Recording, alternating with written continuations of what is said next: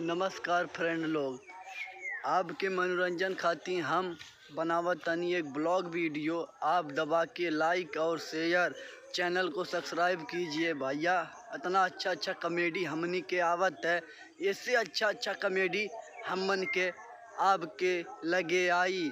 लेकिन प्यार आशीर्वाद दिहल जाई, हम लोग के यूट्यूब के रीच डाउन न होए दिहल जाए। एकदम दबा के शेयर और लाइक, चैनल के सब्सक्राइबर दबाए के कल जाई कि जाने हमन के उम्मीद और हौसला बढ़ल है। फ्रेंड लोग, हमन के कभी पीछे हार न मानल जाए, खाली लगल रहल जाए एकदम लगन और मेहनत से हमन के लबर एकदम पूरा कई दिहल जाए। यहाँ यूपी बिहार के फ्रेंड लोग जब हमनी के साथ में बांटे तो कौना चीज़ के दिक्कत हुई रे हमनी के। ठीक है काली ना, एकदम पूरा लव यू यार, एकदम पूरा दिल जीत लाला हम लोग के फ्रेंड लोग।